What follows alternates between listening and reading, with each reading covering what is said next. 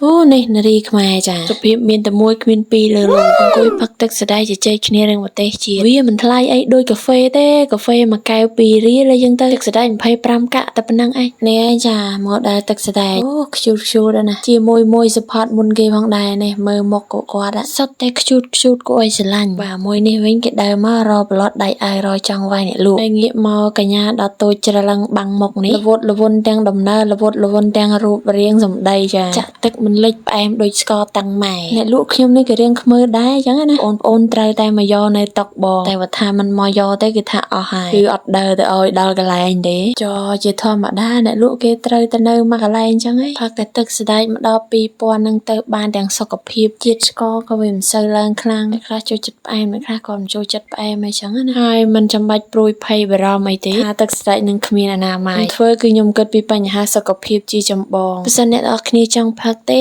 អាចប្រាប់មុនបានពីព្រោះខ្ញុំធ្វើជារៀងរាល់ព្រឹកដើម្បីឲ្យគេដែរអរគុណជួបគ្នាវីដេអូក្រោយបាយ